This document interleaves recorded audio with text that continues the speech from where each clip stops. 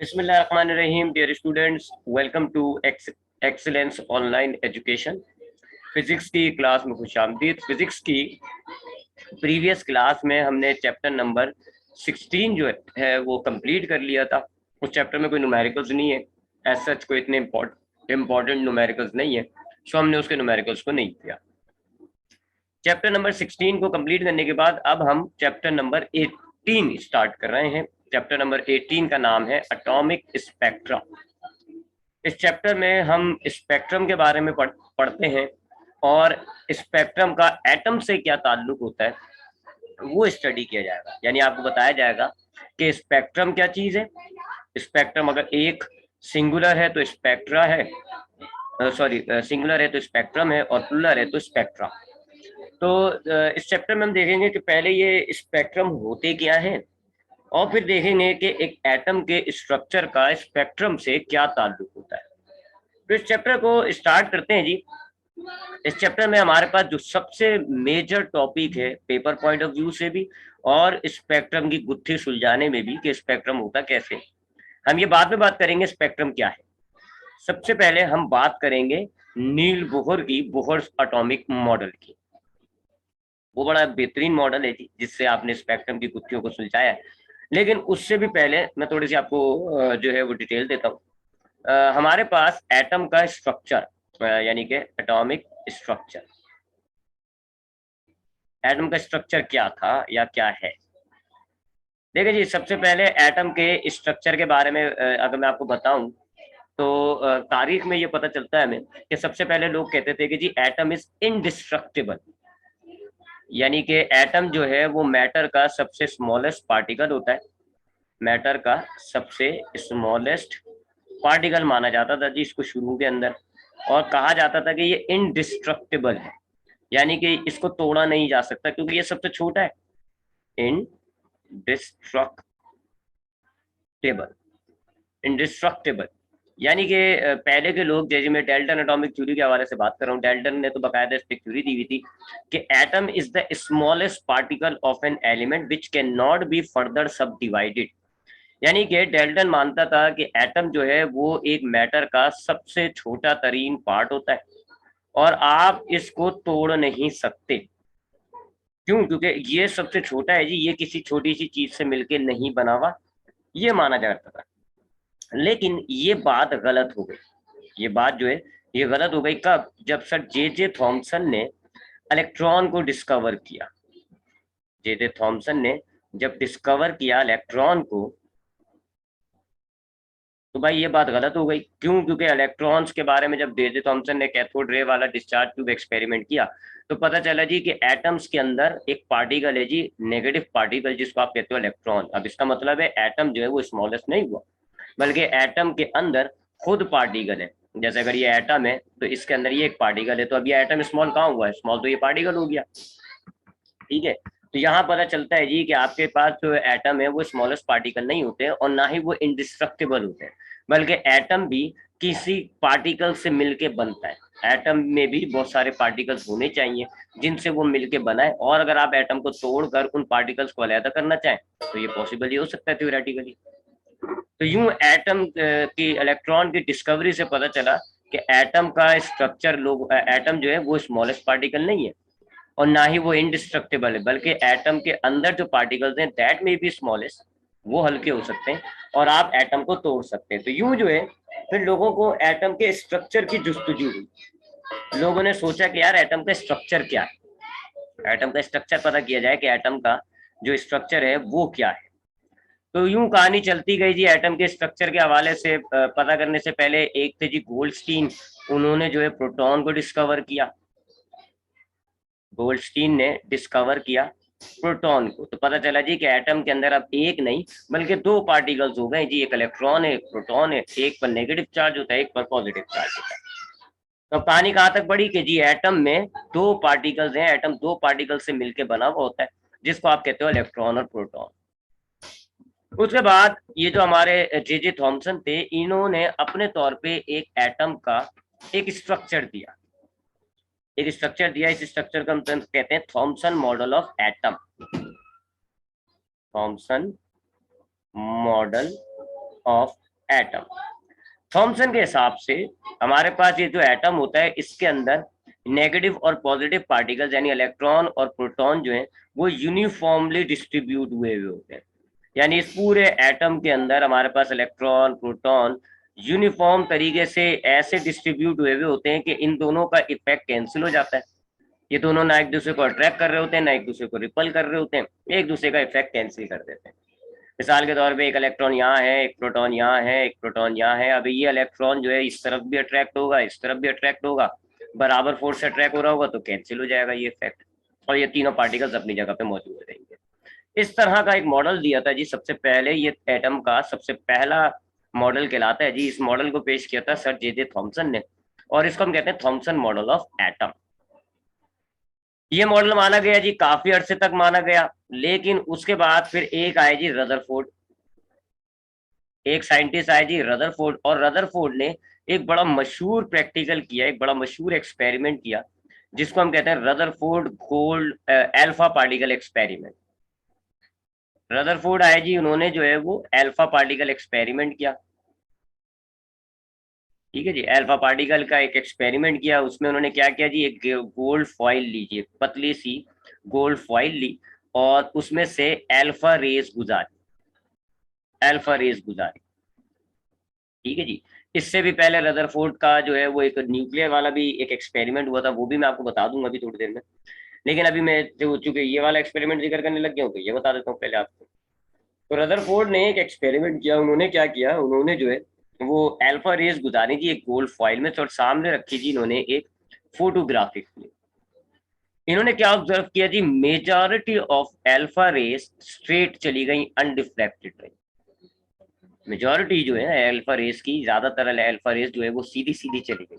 थोड़ी बहुत alpha race ऐसे डाइवर्ट कर गई, थोड़ी बहुत जो है डाइवर्ट कर दी, और बहुत कम लेकिन थी, लेकिन बहुत कम तादाद ऐसे रिबाउंड हो गई। यानी जैसे आप बॉल दीवार पे मारते हो तो वापस आ जाती है, तो कुछ जो है अगर आप परसेंटेज पे लगाओ तो 75% स्ट्रेट चली गई। आप लगा लें जी 15% जो है या 25% कह लें आप, डिफ्लेक्ट हो गई, और तकरीबन 5% के करीब जो है वो आपकी रिबाउंड हो गई, यानी कि बिल्कुल सामने से ना टकरा के ऐसे टकराई और वापस ऐसे इसी डायरेक्शन में आ गई। अब ये एक एक्सपेरिमेंट इन्होंने किया जी, और इस एक्सपेरिमेंट को आप थॉमस मॉडल ऑफ एटम से, थॉमसन मॉडल ऑफ एटम से आप एक्सप्लेन नहीं कर पाओगे, एक्सप्लेन नहीं कर पाओगे। क्यों? क्योंकि आपके पास तो एटम्स जो है वो यूनिफॉर्मली डिस्ट्रीब्यूट होते हैं, तो फिर जो है वो हर तरफ बराबर बराबर जाना चाहिए था, हर तरफ बराबर डिस्ट्रीब्यूशन होनी चाहिए थी अल्फा रेस की। आपकी सामने भी सीधी सीधी जाती, किनारे पे भी बिल्कुल उतनी जाती, रिबाउंड भी उतनी होती। यहाँ कुछ अजीब सा रिजल्ट आ रहा है। रदरफोर्ड ने इस एक्सपेरिमेंट को एक्सप्लेन किया, अपने मॉडल ऑफ एटम के जरिए इस एक्सपेरिमेंट को एक्सप्लेन किया, यानी कि उन्होंने इस एक्सपेरिमेंट की रोशनी से एटम का एक नया स्ट्रक्चर पेश किया जिसको हम कहते हैं Rutherford model of atom. Rutherford model of atom. तो इस एक्सपेरिमेंट की रोशनी में इन्होंने अपना एक मॉडल ऑफ एटम बनाया जी, एक एटम का एक स्ट्रक्चर बनाया और वो पेश किया जी, जो कि इनके इस एक्सपेरिमेंट को अच्छी तरीके से डिफाइन कर रहा था। अच्छा, इनके मॉडल के मुताबिक हमारे पास एटम में सबसे पहले एक सेंटर के अंदर एक मैसिव बॉडी होती है जिसको हम कहते हैं न्यूक्लियस। एटम के अंदर एक सेंटर के अंदर पाया जाता है न्यूक्लियस, और इस न्यूक्लियस के अंदर जी प्रोटॉन्स होते हैं, पॉजिटिव पार्टिकल, और एक और पार्टिकल होते हैं जिनको आप कहते हो न्यूट्रॉन्स, उन पे कोई चार्ज नहीं होता। ये न्यूट्रॉन रदरफोर्ड मॉडल के बाद में डिस्कवर किया था, कैडविक नाम का एक एक्सपेरिमेंट था, बाद में उसने डिस्कवर किया था एक्सपेरिमेंटिस्ट ने। अभी इन्होंने रदरफोर्ड ने जो मॉडल पेश किया था, उन्होंने कहा था जी प्रोटॉन सिर्फ सेंटर में और इलेक्ट्रॉन घूम रहे हैं, लेकिन फिर जब वो मासेस कैलकुलेट किए तो मासेस में फर्क आ रहा था। तो फिर बाद में पता चला जी कैडविक ने जब न्यूट्रॉन को डिस्कवर किया तो फिर वो मामला हल हो गया था कि हाँ जी न्यूट्रॉन की वजह से न्यूक्लियस का मास जो है वो हैवी है। बहरहाल अभी हम तो मॉडल ऑफ एटम तो नहीं पढ़ रहे, हम तो बोहर की थ्योरी को पढ़ना है, उसको उसको समझने के लिए ग्राउंड बना रहे हैं। तो इसलिए अभी मैं जो हूँ वो कैडविक वाली बात को हटा गया और हमने अभी सपोज कर लिया न्यूट्रॉन डिस्कवर हुआ है। तो रदरफोर्ड कहता था जी हमारे पास एटम में सेंटर के अंदर होता है जी न्यूक्लियस, उसमें आपको दो तरह के पार्टिकल्स मिलेंगे, प्रोटॉन और न्यूट्रॉन। और ये जो तीसरा पार्टिकल होता है जिसको आप इलेक्ट्रॉन कहते हो, ये बाहर इस न्यूक्लियस के अराउंड ऐसे एक दायरे में घूम रहा होता है, एक सर्कुलर पाथ में घूमता है जी, और इस सर्कुलर पाथ को आप कहते हो ऑर्बिट। यूं इसने आपके एटम के स्ट्रक्चर को दिखाया। इसके बकौल एटम जो है वो रुका हुआ नहीं है, बल्कि मोशन के अंदर है और गोल गोल घूम रहा है। आपके एटम का जो प्रोटॉन है वो बल्कि न्यूक्लियस के अंदर, सेंटर के अंदर, न्यूक्लियस के अंदर स्टेशनरी हालत में पड़ा हुआ है न्यूट्रॉन के साथ। पूरा एटम का जो वजन है पूरा का पूरा वो न्यूक्लियस में आ गया, क्योंकि हम जानते हैं कि ये जो प्रोटॉन है और ये जो न्यूट्रॉन है इनका वजन तकरीबन बराबर और बहुत ज्यादा होता है। इनका वजन बहुत ज्यादा होता है और बराबर होता है, जबकि इलेक्ट्रॉन का वजन बहुत कम होता है। तो जो भारी तरीन पार्टिकल है एटम्स के, प्रोटॉन और न्यूट्रॉन, वो दोनों के दोनों न्यूक्लियस में। इसका मतलब है कि आपके पास एटम का होल वजन जो है, whole mass lie in the nucleus centre में, और बाकी आपका एटम तकरीबन खाली है, क्योंकि ये सारी खाली स्पेस है, ये सारी जो है स्पेस खाली है। तो यूं इसका ये रदरफोर्ड मॉडल ऑफ एटम है कि आपके पास होल मास जो होता है एटम का, वो एक खास रीजन के अंदर पैक हुआ होता है। उस रीजन को हम कहते हैं न्यूक्लियस। इसमें है दो पार्टिकल्स, प्रोटॉन और न्यूट्रॉन, जबकि तीसरा पार्टिकल न्यूक्लियस में नहीं होता, क्योंकि न्यूक्लियस में वो आ नहीं सकता, उस पर अपोजिट चार्ज है। वो तीसरा पार्टिकल बाहर, इलेक्ट्रॉन जो है बाहर ऑर्बिट्स में घूम रहा होता है, बड़ी स्पीड में घूम रहा होता है। लिहाजा आपके न्यूक्लियस के बाहर का एटम तकरीबन खाली है, स्पेस है, और बीच में आपके पास जो है वो न्यूक्लियस है। अब इस एटम के इस मॉडल से वो अपना अल्फा पार्टिकल वाला एक्सपेरिमेंट किस तरह बिहेव कर रहा था बता रहा था, एक्सप्लेन कर रहा था। उसने कहा देखो जी, हम जब अल्फा रेस मारते हैं तो ज्यादातर हमारी अल्फा रेस इस खाली एरिया में से निकल गई। एटम का ज्यादातर स्पेस क्या है, खाली है।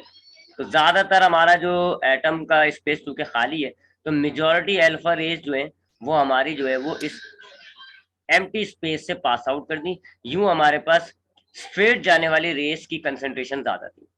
फिर जो बहुत ही करीब न्यूक्लियस से गुजर रही थी, क्योंकि अल्फा रेस पर पॉजिटिव चार्ज होता है, न्यूक्लियस पर भी पॉजिटिव चार्ज होता है, तो वो रिफ्लेक्ट रिपल हो गई जी, और वो ऐसे डाइवर्ट करी।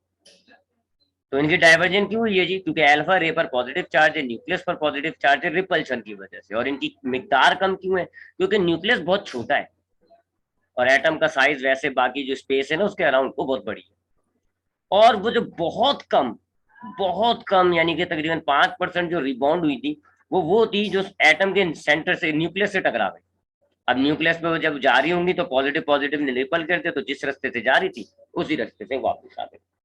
तो ये था रदरफोर्ड मॉडल ऑफ एटम। इस मॉडल के जरिए उसने अपने एक्सपेरिमेंट को तो बहुत अच्छा डिफाइन कर दिया। तो ये जो रदरफोर्ड ने अल्फा पार्टिकल वाला एक्सपेरिमेंट किया था, आप इसको थॉमसन मॉडल से एक्सप्लेन नहीं कर सकते। रदरफोर्ड ने इसके एक्सप्लेनेशन के लिए अपना एक एटम का मॉडल बनाया, और उस मॉडल ऑफ एटम के जरिए इसने अपने पास जो एक्सपेरिमेंट का डेटा था उसको वेरीफाई कर दिया। चले जी, अब हमारे पास दो मॉडल्स हो गए, रदरफोर्ड और थॉमसन। थॉमसन के मॉडल्स को ज्यादा वाइड जो है वो गेन हासिल हो रही थी जी, वाइड पब्लिसिटी हो रही थी। ठीक है जी, उसकी वाइड पब्लिसिटी हो रही थी। ये मैं उसका स्ट्रक्चर दोबारा बना रहा हूँ एक अपनी आसानी के लिए।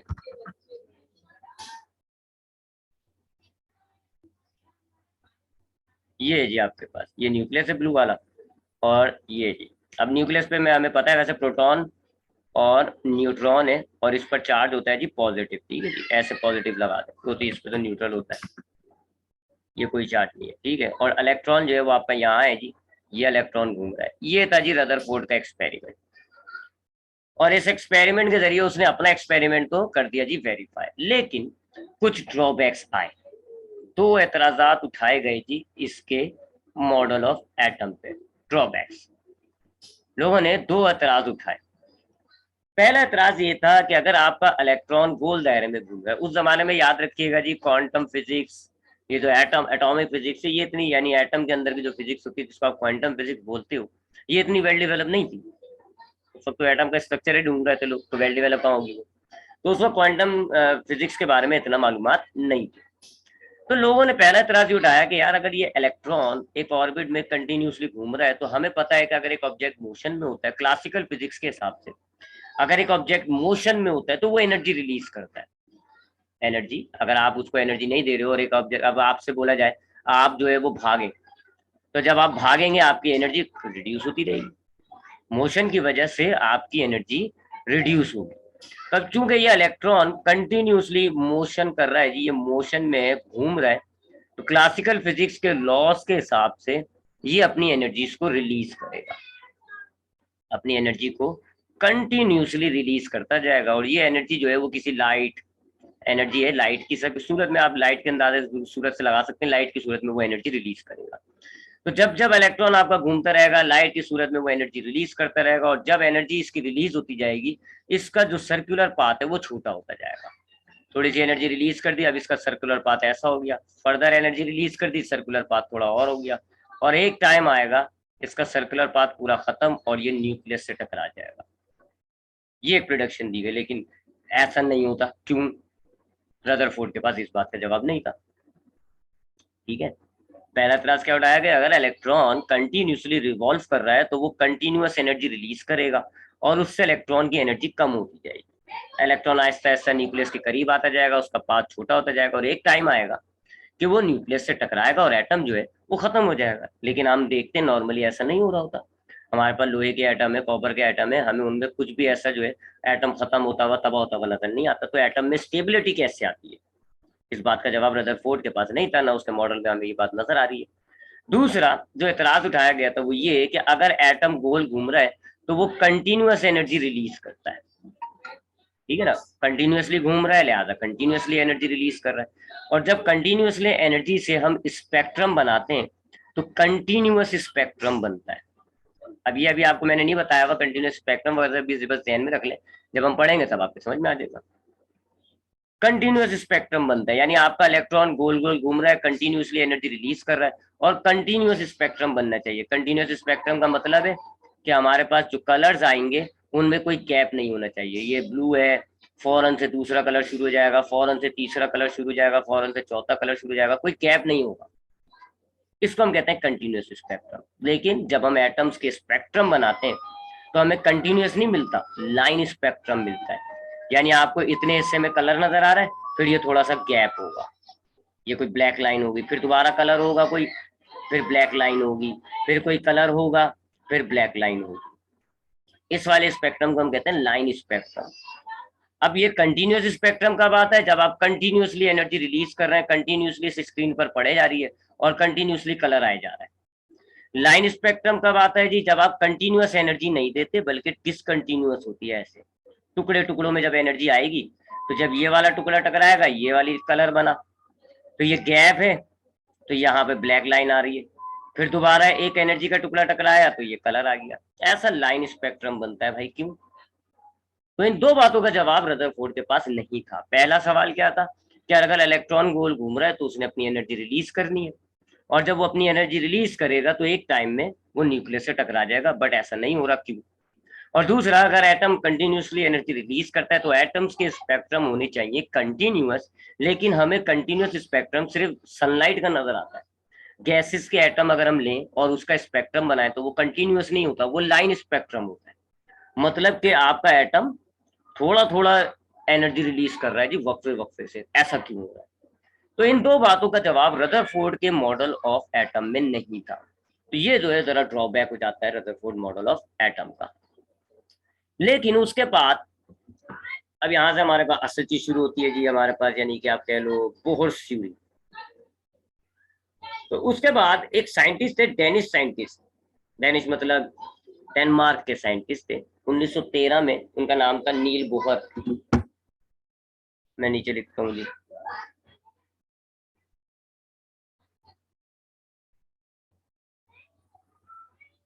हाँ, बोहर्स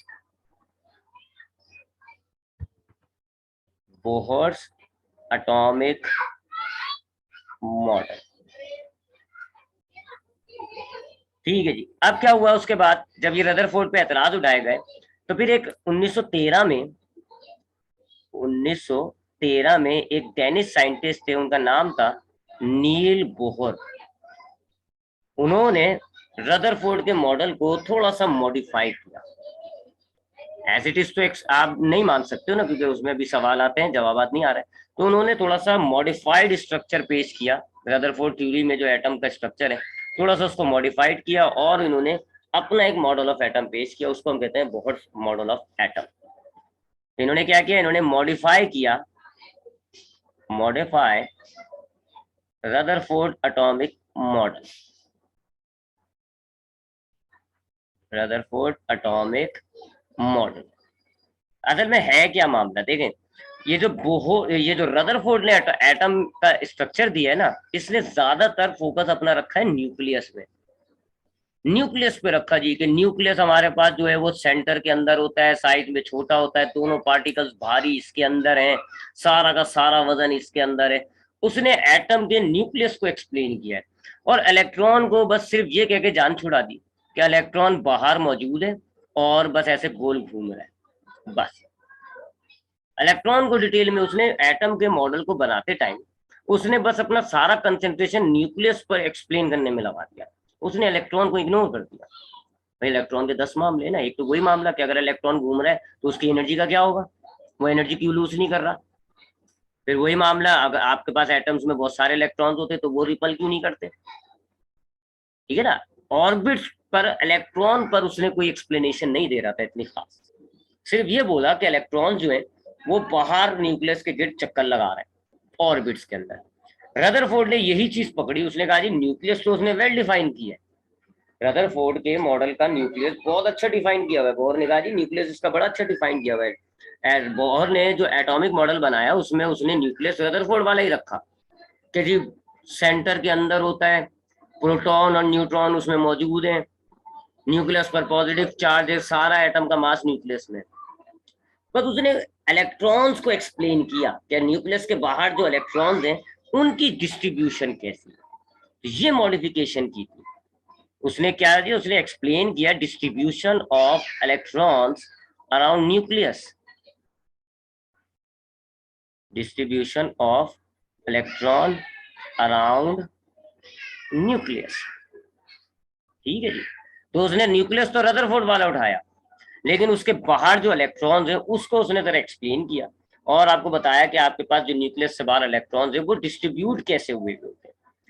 अब रदरफोर्ड ने ये जो अपना मॉडल ऑफ एटम बनाया, इसको बनाने पर उसने कुछ पहले पोस्टुलेट्स लिए, कुछ पोस्टुलेट्स लिए यानी कुछ बातें पकड़ी, कुछ बातें ली, और फिर उन बातों को मद्देनजर रखते हुए उसने जो है एटम्स का स्ट्रक्चर बनाया। तो उसको हम कहते हैं postulates of Bohr's atomic model. क्या पोस्टुलेट्स है जी, पहला पोस्टुलेट है कि आपके पास इलेक्ट्रॉन्स जो होते हैं, इलेक्ट्रॉन्स न्यूक्लियस के बाहर जो मौजूद होते हैं वो ऑर्बिट्स के अंदर होते हैं, जिनको हम कहते हैं energy level, different energy levels में अरेंज हुए थे। Electrons are arrange in different energy levels, ठीक है जी। मैं तो आपको जरा एक्सप्लेनेशन के लिए जरा इसके ज्यादा पॉइंट्स बना दूंगा पोस्टुलेट के, लेकिन आपने वही बुक वाले ही देख लिएगा जी, 2-3 पोस्टुलेट है बस वही याद करिएगा। तो पहले क्या कहता है ये कि हमारे पास जो इलेक्ट्रॉन्स होते हैं ना एटम के बाहर, वो मुख्तलिफ एनर्जी लेवल्स में अरेंज हुए हैं। यहाँ दो बातें आ रही है। पहली बात ये कि रदरफोर्ड ने इलेक्ट्रॉन जिन पाथ में घूमता है उनके लिए वर्ड यूज किया था ऑर्बिट, याद होगा आपको, ये देख लें, ये उसने क्या वर्ड यूज किया था, ऑर्बिट्स। इसने यहाँ वर्ड थोड़ा सा चेंज किया है, इसने एनर्जी लेवल्स का वर्ड यूज किया है, ऑर्बिट्स का वर्ड यूज नहीं किया। इसकी एक वजह है, इसकी एक वजह है। तो इसने क्या वर्ड यूज किया कि इलेक्ट्रॉन्स जो हैं वो मुख्तलिफ एनर्जी लेवल्स के अंदर होते हैं जी, और अरेंज हुए हुए होते हैं। यानी कि अगर सपोज करें ये आपके पास एक न्यूक्लियस है, सपोज करते हैं ये हमारे पास एक न्यूक्लियस है। अब इस न्यूक्लियस के बाहर सपोज करें जी 2 इलेक्ट्रॉन्स हैं या 4 इलेक्ट्रॉन्स हैं, तो ये हमारे पास पहला और एनर्जी लेवल होगा, एक आध इलेक्ट्रॉन इसमें सपोज कर लें। इसी तरह एक और एनर्जी लेवल होगा, एक इलेक्ट्रॉन आपको समझ लो उसमें आपको मिल जाएगा। ऐसे मुख्तलिफ एनर्जी लेवल्स में इलेक्ट्रॉन्स अरेंज हुए हुए होते हैं। एक और एनर्जी लेवल होगा, उसमें तीसरा इलेक्ट्रॉन होगा। एक ही ऑर्बिट में सब नहीं है, एक ही ऑर्बिट में सब नहीं है, बल्कि मुख्तलिफ ऑर्बिट्स के अंदर ये अरेंज हुए हैं। अभी आपने केमिस्ट्री में पढ़ा होगा कि इन ऑर्बिट्स को उसने नाम दिया था KLMN, या 1 2 3 कह लो आप, ठीक है। ऑर्बिट्स को उसने क्या नाम दिया था, KLM, सो ऑन। या अगर आप नंबर्स में लिखते हो तो आप इसको कहते हो प्रिंसिपल क्वांटम नंबर, 1 2 3 वगैरह वगैरह।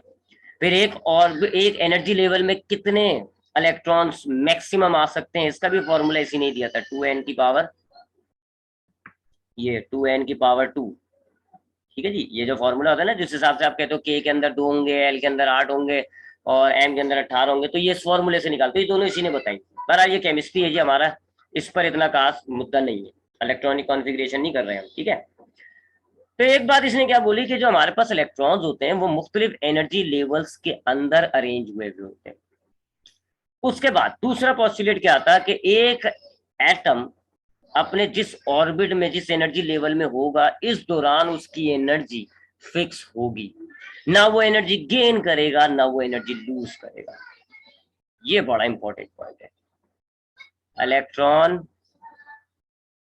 Neither gain nor lose energy, neither gain nor lose energy in an orbit, यानी उसकी एनर्जी फिक्स होगी इन एन ऑर्बिट। यानी कि अगर आपके पास ये न्यूक्लियस है सपोज करें, और ये हमारे पास जो है जी एक ऑर्बिट है, और इस ऑर्बिट के अंदर ये हमारे पास इलेक्ट्रॉन है, और इसकी एनर्जी ले लेते हैं जी सपोज करें 2 इलेक्ट्रॉन वोल्ट। अब जब तक ये इस इलेक्ट्रॉन जो है ये इस ऑर्बिट में घूम रहा है, इस ऑर्बिट को हम कह देते हैं जी ये पहला ऑर्बिट है, जब तक ये 2 इलेक्ट्रॉन वोल्ट वाला एनर्जी वाला इलेक्ट्रॉन इस ऑर्बिट में घूम रहा है, ऑर्बिट नंबर 1, इसकी एनर्जी इतनी रहेगी, ना ये गेन करेगा ना ये लूज करेगा, ना ये गेन करेगा। हाँ, अगर अभी एक सिचुएशन में हम इसको एनर्जी जबरदस्ती देंगे, तो जब देंगे तो फिर देख लीजिएगा क्या हाल होगा। जब तक ये घूम रहा है इस दौरान ना इसकी एनर्जी आएगी ना जाएगी, ना गेन ना लूज, ये इसी एनर्जी से फिक्स घूमता रहेगा। यानी कि अगर आप ले लो जी कि इसकी इसकी एनर्जी जब तक ये ऑर्बिट के अंदर है, इसकी एनर्जी फिक्स हुई है, इसकी एनर्जी फिक्स हुई है, इसकी एनर्जी फिक्स हुई है, इसीलिए इसने ऑर्बिट्स के बजाय इनका नाम क्या रखा था, energy levels. Energy level number 1, energy level number 2, energy level number 3। Energy level इस वजह से इसने नाम रखा था क्योंकि इनके अंदर जब तक इलेक्ट्रॉन होता है उसकी एनर्जी फिक्स होती है, ना वो गेन करता है ना वो लूज करता है। यहाँ वो जो रदरफोर्ड पर पहला पॉइंट उठ रहा था वो खत्म हो जाएगा। उठ क्या रहा था कि आपका जब इलेक्ट्रॉन गोल घूम रहा होगा तो ये एनर्जी रिलीज करेगा और न्यूक्लियस से टकरा जाएगा। इसने क्या कहा, नहीं भाई, जब तक ये घूम रहा है एनर्जी रिलीज नहीं करेगा, इसकी एनर्जी फिक्स होगी, ना ये गेन करेगा ना ये लूज करेगा, तो जाहिर बात है इसी पार्टिकल पे वो घूमता रहेगा, इसी पार्टिकल पे वो घूमता रहेगा, न्यूक्लियस से टकराने का सवाल ही नहीं पैदा होता। ठीक है। उसके बाद इसने इलेक्ट्रॉन्स की अरेंजमेंट के हवाले से भी आपको कुछ बताया कि ये जो आपके इलेक्ट्रॉन्स अरेंज हुए हैं ना, कि पहले ये वाला इलेक्ट्रॉन जो है ये पहले ऑर्बिट में, ये वाला इलेक्ट्रॉन दूसरे ऑर्बिट में, ये वाला इलेक्ट्रॉन तीसरे ऑर्बिट में, इसके हवाले से भी इसने कुछ बताया। इसने बताया जी इलेक्ट्रॉन उन्हीं ऑर्बिट में आएंगे जिनका h/2 वाला वैल्यू इलेक्ट्रॉन के एंगुलर मोमेंटम के बराबर होगा। ठीक है जी, मैं ये पहले लिख देता हूं फिर इसको समझाता हूं। Electron occupy those orbit in which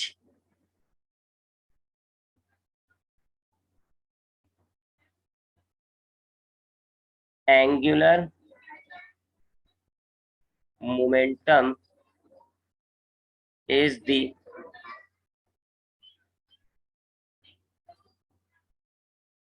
integral multiple of h/2 ये क्या पॉस्टुलेट है जी, ये पॉस्टुलेट ये है कि अच्छा, इस पॉस्टुलेट के से पहले आपको 2-4 तरह टर्म समझा दूं, पता नहीं मुझे आपको याद हो या ना हो। सबसे पहले एक चीज ध्यान में रखिएगा, इंटीग्रल मल्टीपल। ये क्या होता है, ये क्या होता है जी, इंटीग्रल मल्टीपल, क्योंकि ये वर्ड बहुत आएगा। इंटीगर कहते हैं जी आप 1 2 3 +1 +2 +3, ठीक है ना, प्लस वाले भी नंबर्स माइनस वाले भी नंबर, उसको आप कहते हो इंटीग्रल। मल्टीपल का मतलब है मल्टीप्लाई, यानी कि अगर आपके पास एक नंबर है जी सपोज करें 2, आप इसका मल्टीप्लाई करें, मल्टीपल करें इसका, किसी भी इंटीगर से आप इसको मल्टीप्लाई करें। अगर आप इसको +1 से मल्टीप्लाई करेंगे ये हो जाएगा 2, +2 से मल्टीप्लाई करेंगे 4, +3 से करेंगे 6, +4 से करेंगे 8, -2 से करेंगे 4 माइनस का, -6 से करेंगे, -3 से करेंगे सॉरी तो -6। इसको हम कहते हैं इंटीग्रल मल्टीपल, कि किसी भी नंबर को अगर हम उसके इंटीग्रल से मल्टीप्लाई करें उसका मल्टीपल बनना शुरू हो जाएगा। यानी उर्दू जबान में इसको आप कहते हो ना 1 गुना 2 गुना 3 गुना 4 गुना 5 गुना, वो है। और इंटीग्रल को आप एन से डिनोट करते हो। तो इंटीग्रल मल्टीपल का मतलब होता है कि किसी भी चीज को आप एन से मल्टीप्लाई करते हो, और एन कोई सा भी इंटीग्रल हो सकता है। ठीक है, एक बात तो जरा ये ध्यान में बिठानी है आपको, इंटीग्रल मल्टीपल से मुराद क्या होगा। इंटीग्रल मल्टीपल का मतलब होगा कि आपकी जो वैल्यू है, वो जो है आपका जो भी वैल्यू बन रही होगी, वो किसी भी नंबर की, किसी भी एक फिक्स वैल्यू की मल्टीपल होगी। दो का अगर हम इंटीग्रल मल्टीपल लेते हैं, तो दो का इंटीग्रल मल्टीपल क्या होगा, 4 6 8 10 12 14 16 18, ये 3 नहीं होगा। दो का इंटीग्रल मल्टीपल 3 नहीं है, 5 नहीं है, 7 नहीं है, क्योंकि वो हासिल नहीं हो सकता मल्टीप्लाई करने से। ठीक है, तो ये इंटीग्रल मल्टीपल होता है। एक बात आपको ये ध्यान में रखनी होगी। दूसरा, बोहर थ्योरी से पहले प्लांक थ्योरी आ चुकी थी। मैक्स प्लांक की आपने एक फर्स्ट ईयर में थ्योरी पढ़ी थी, वो थ्योरी असल में मैक्स प्लांक की थ्योरी पहले आई है, बाद में बोहर थ्योरी आई है। और मैक्स प्लांक क्या कहता था कि जी आपके पास, मैक्स प्लांक ये कहता था कि जब आपके पास कोई भी सोर्स, एक्साइटेड सोर्स जो होती है, जब आपके वो एनर्जी या फोटॉन्स जो होते हैं, वो कहता था light is consist of photons, ऐसे छोटे छोटे पैकेट्स होते हैं जी एनर्जी के, उनको आप कहते हैं फोटॉन्स। और फोटॉन्स की जो एनर्जी होती है वो कितनी होती है, एच म्यू नॉट। ठीक है जी, इसकी कितनी होगी, एच म्यू नॉट, इसकी भी एच म्यू नॉट, इसकी भी एच म्यू नॉट, इसकी भी एच म्यू नॉट। तो अगर आप सारे फोटॉन्स की निकालोगे तो क्या होगा, या तो एच म्यू नॉट होगी एक की, और सबकी निकालोगे तो वही integral multiple of H mu naught.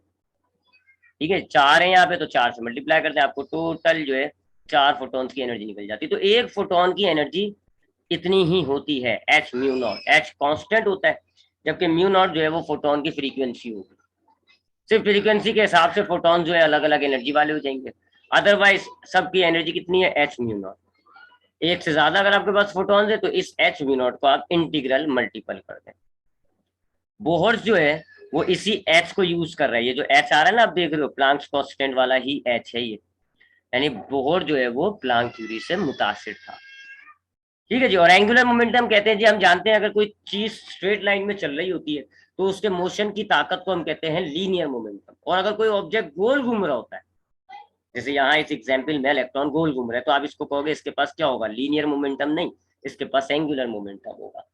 तो अब बोहर क्या कहता था जी, भाई इलेक्ट्रॉन्स उसी ऑर्बिट को ऑक्यूपाई करेंगे जिनके लीनियर मोमेंटम, इलेक्ट्रॉन का लीनियर मोमेंटम किसके बराबर हो, या तो h/2 के बराबर हो, या इसका कोई इंटीग्रल मल्टीपल।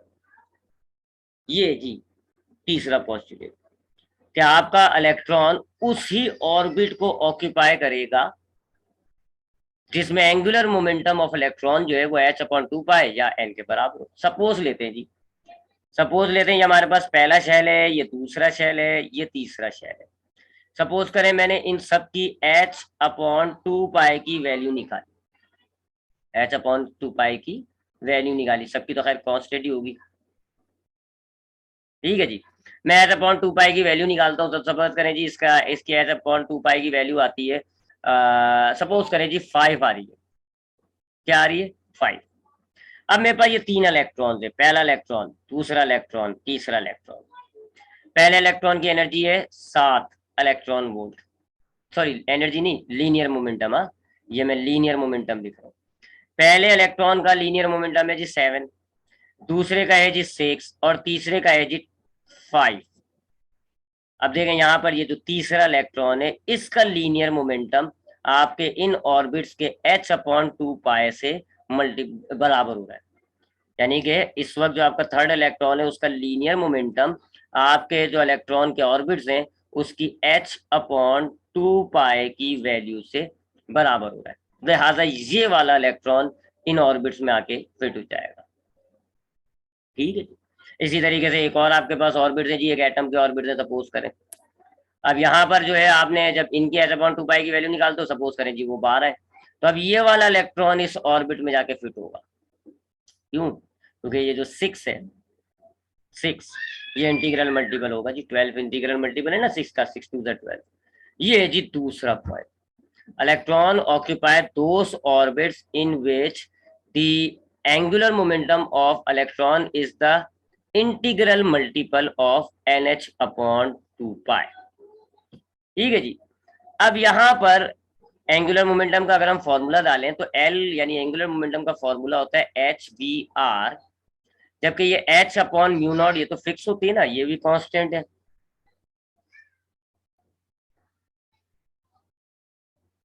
हाँ, तो ये जो एच अपॉन टू पाई होता है, ये जरा बड़ा सा फ्रैक्शन लग रहा है, तो इसको हम एक दूसरा कांस्टेंट कहते हैं जी, रिड्यूस प्लांक कांस्टेंट। ठीक है जी, बस लिखने में आसानी हो जाएगी हमारे लिए। तो अब हमारे पास होगा एन और ये एच अपॉन टू पाई की बजाय आ जाएगा रिड्यूस प्लांक कांस्टेंट। ये बोहर थ्योरी की एक, आप समझ लो, एक इक्वेशन है जो हम उसकी डेरिवेशन में इस्तेमाल करते हैं। उसके बाद वो क्या कहता है जी, ये भी बता दिया मैंने कि इलेक्ट्रॉन जो है वो मुख्तलिफ एनर्जीज लेवल के अंदर अरेंज होते हैं। ये भी बता दिया कि एक इलेक्ट्रॉन जब तक एक ऑर्बिट के अंदर है उसकी एनर्जी फिक्स होगी, ना वो एनर्जी गेन करेगा ना वो लूज करेगा, यानी हर ऑर्बिट्स की एनर्जी फिक्स होती है। फिर ये भी बता दिया कि इलेक्ट्रॉन जो है सिर्फ उन्हीं ऑर्बिट्स को ऑक्यूपाई करते हैं जहाँ एंगुलर मोमेंटम जो है वो एच अपॉन टू पाई का इंटीग्रल मल्टीपल हो। आखिरी पॉइंट ये है कि इफ इलेक्ट्रॉन गेन, अब ये मैं आपको जबानी बता रहा हूँ, यानी कि मैं लिख नहीं रहा, डायग्राम से बता देता हूँ, बल्कि आखिरी पॉइंट मैं अभी नहीं बता पाऊंगा, ये इंशाल्लाह आपको मैं नेक्स्ट क्लास में बताऊंगा, टाइम खत्म हो रहा है हमारा।